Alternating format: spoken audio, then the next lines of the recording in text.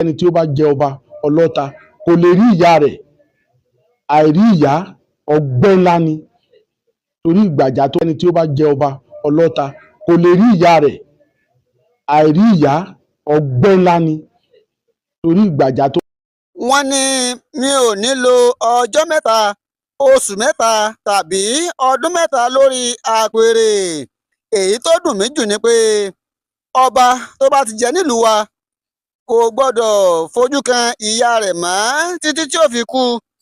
wọ̀nyí ni àwọn ọ̀rọ̀ tó ń jáde lẹ́nu ọba ọlọ́ta tìlú Odò-Ọwá gẹ́gẹ́ bí wọ́n ṣe fi gómìnà ìpínlẹ̀ Kwara Abrahamu Abrasa joyè gbọba níyì gẹ́gẹ́ bó ṣe ń ṣe ayẹyẹ ọdún kẹwàá lórí àpèrè àwọn bàbá tó bí i lọ́mọ. ṣe ni ẹsẹ̀ ògbèrò nílùú Odò-Ọwá lọ́jọ́ àbámẹ́ta sátidé ọ̀sẹ̀ tá a wà yìí gẹ́gẹ́ bí ọba ìlú ọ̀hún ọba Àdìmúlà bó ṣe ń ṣe ayẹyẹ ìwúyè ọdún kẹwàá lórí àpèrè àwọn bàbá tó bí i lọ́mọ, tó sì jẹ́ pé tẹ arúgbó ti mọ̀jẹ̀sín onílé tàlejò ni wọ́n wá tí wọ́n tún fi ọ̀gọ̀rọ̀ àwọn lóko lókì wọ́n fi wọ́n joyè tó fi mọ́ gómìnà ìpínlẹ̀ Kwara Abrahamu Abrasa. wọ̀nyí ni àwọn ohun tó ṣẹlẹ̀ ẹ̀gbọ́ eégúnjó alásọ̀kánwòrán. wọ̀nyí ni àwọn ohun tó ṣẹlẹ̀ lọ́jọ́ àbámẹ́ta nílùú Odò-Ọwá. mẹ́ta lọ ọ̀tá yóò sì lọ, ṣùgbọ́n lónìí ẹ ń ṣe ọdún kẹwàá lórí àpèrè bàbá yín, kí lẹ fi sọ̀tún. Ọpẹ́ ni fún Ọlọ́run pé èmi ọba Joshua Adéyẹmí Àdìmúlà Ọwá ọlọ́ta ti Odò-Ọwá olùwọ́nrán Aníyelóyè kejì pé mo wà láàyè, mo wà láyé, mo wà lálàáfíà. ó tilẹ̀ jẹ́ wípé ní ìgbà tí wọ́n rí wa bíi pé àwa ni ifá mú pé ká wá jọba, wọ́n ní a lè kọjá ọjọ́ mẹ́ta, oṣù mẹ́ta, ọdún mẹ́ta. ṣùgbọ́n Ọlọ́run fún wa lórí ọ̀fẹ́ wípé gbogbo gbèdéke tí wọ́n gbé kalẹ̀ Ọlọ́run mú un tí orí aré kọjá, tí a wà láyé, tí a wà láàyè lónìí, tó fi di pé à ń ṣe ayẹyẹ ọdún mẹ́wàá.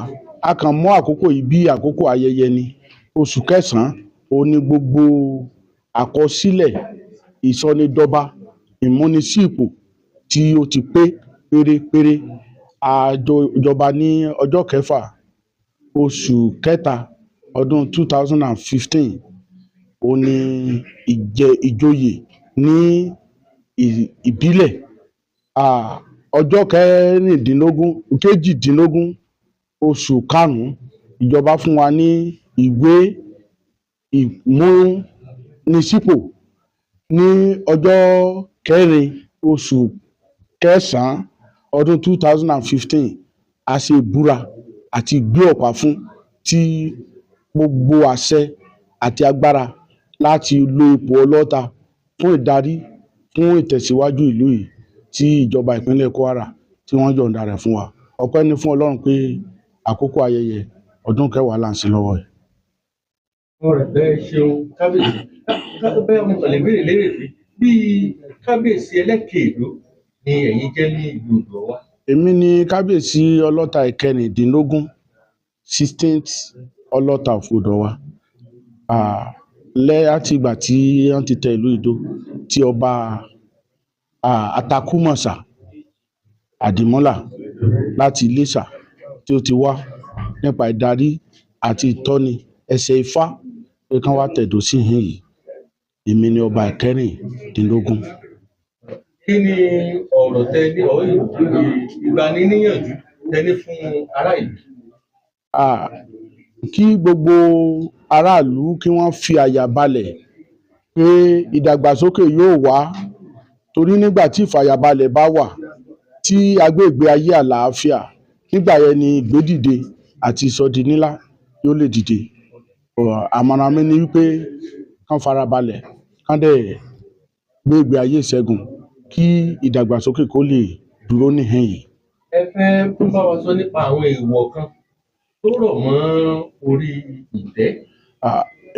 Èèwọ̀ tó rọ̀ mọ́ ìtẹ́ yìí, ìtẹ́ ọlọ́ta, ẹnikẹ́ni tí ó bá jẹ oyè, ṣùgbọ́n èyí tó burú jù ni pé tí ọlọ́ta bí ènìyàn tí mo rí tó burú gan, tó jẹ́ pé tí mo bá ní oore ọ̀fẹ́ láti ṣe àyípadà rẹ̀, ṣùgbọ́n tí ò lè affect mi, ọba míì ni màá yí padà.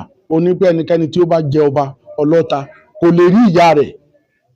Àìrí ìyá ọgbẹ́ ńlá ni, torí ìgbàjá tó fi ń pọ̀n mí, àwọn ìwà rẹ̀fálà wọ́n gbà á, wọ́n dẹ̀ fi bẹ́ẹ̀ wọ́n fi ìyá rẹ̀ jẹ mí, torí pé ó bá jẹ́ pé ìyá mi ló pọ̀n mí títí di àkókò tí mo lóore ọ̀fẹ́ láti rí i, ó dà pé wọn ò lè fi mí wọ́lẹ̀. Wọ́n ti fi mí la onírúurú làásìgbò kọjá. Bí mo bá ní oore ọ̀fẹ́, ọba míì tó máa jẹ, tó bá ní ìyá, kí ìyá rẹ̀ kó máa gbé pẹ̀lú rẹ̀ láàfin. Àmọ̀ràn mi nìyẹn, torí òfin kan ní pé ẹni tó bá di ọlọ́ta ní odò wa kò lè rí ìyá rẹ̀. Ìkan nínú rẹ̀ ni pé ẹni tó bá jẹ ọlọ́ta kò kàn lè jẹ gbogbo oúnjẹ. Ó ní àwọn oúnjẹ kan tí wọ́n ní à ń jẹ, a lè jẹun níta, wọ́n ní àìrí ẹnu òjì mọ̀mọ̀. Ọlọ́ta dẹ̀ wà nínú òjì mọ̀mọ̀ tí ò lè jẹun níta, tí ò lè kàn lè jẹun. Wọ́n tún wá ṣe gbèdéke irú oúnjẹ tí ọlọ́ta gbọ́dọ̀ jẹ. Èmi ò bá lọ lóyìnbó náà kọ́, tí ò sí irú oúnjẹ yẹn, ṣé mi ò ní jẹun tí màá fi dé ní? Mo bá lóore ọ̀fẹ́ màá yí padà, ọlọ́ta máa jẹun bó bá ṣe wù ú. Ṣùgbọ́n báyìí èmi pa gbogbo òfin yẹn mọ́, torí pé bóyá torí pé mo pa mọ́, òun ni wọ́n fi lé mi, tán fi bì mí tí mi ò fi ṣubú. Mo pa mọ́ báyìí. Àgbẹ̀ ni mí, àgbẹ̀ dẹ̀ nílò ọkọ́ àti àdá, ṣùgbọ́n ẹni tó bá jẹ ọlọ́ta kò lè di ọkọ́ mú látìgbà tí mo. Adéyẹmí Bọ́sẹ̀dé Abídè Àdìmúlà. Mo fi àkókò yìí kí kábíyèsí ọlọ́ta Ọ̀dúndún Asòdodèrò Aníyelóyè tù pé wọ́n kú ọdúndún, pé wọ́n kú ayẹyẹ ọdún yìí. A sì sọ ọ̀pọ̀lọpọ̀ rẹ̀ nínú àlàáfíà, nínú ọ̀pọ̀lọpọ̀ ọ̀rọ̀ lórúkọ Jésù. Ní ṣókí. Èmi ni ọba Ògúnlùsì Michael Sunday Olúọ̀fọ̀ọ̀rà Èkìtì local government. Mo kí kábíyèsí pé ọkọ̀ oríire ọdún mẹ́wàá lọ́dún náà yóò jẹ́ kẹ́mi wá sí ọ̀pọ̀lọpọ̀ ìláyé o. Orúkọ yín ní ṣókí àti ìkíni fún kábíyèsí. Èmi ni ọba Olúṣẹ́gun Atọ́lágbé Alájùrẹ́ of Àjùrẹ́ land. Mo kí kábíyèsí wa ọlọ́ta pé wọ́n kú ayẹyẹ àti àjọyọ̀ fún ọdún mẹ́wàá tí wọ́n ṣe lónìí. Wọ́n pẹ́pẹ́pẹ́ lórí ìtẹ́ bàbá wọn. Ẹ̀mí wọn ogun òjò ó tòrò mọ́ wọn lọ́wọ́ o, yóò tún kẹkù sí. Adáfẹ́ yìí náà freshman ẹ̀ sì rà láyọ̀ ẹ̀ ní sísè. Ẹ pẹ̀lẹ́ o, ẹ kúṣẹ́.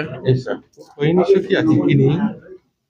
Orúkọ mi ni ọba His Royal Majesty ọba Daniel Adéfiládàda Elégùṣì of Egusi Kingdom ní Òkè Ẹ̀rọ local government. Thank you. Mo kí kábíyèsí ọlọ́ta pé wọ́n kú ayẹyẹ ọdún kẹwàá lórí ìtẹ́ bàbá wọn. Wọ́n ṣe ọ̀pọ̀lọpọ̀ rẹ̀ nínú ayé, nínú ìyè, nínú okun, nínú agbára, pẹ̀lú ìdàgbàsókè nínú ìlú odò wa. Congratulations again. Orúkọ yín kábíyèsí àti ìkíni fún ọlọ́ta. Èmi ni His Royal Majesty ọba Tọ̀fin of Ìkọ̀tún Ilé. Mo kí ọlọ́ta pé ó kú ayẹyẹ ọdún mẹ́wàá ẹ̀, yóò jẹ́ pẹ́ o, kò ní rúbi láburú o, yóò dẹ̀ mọ́ lọ́wọ́ o. Ẹ ṣeun.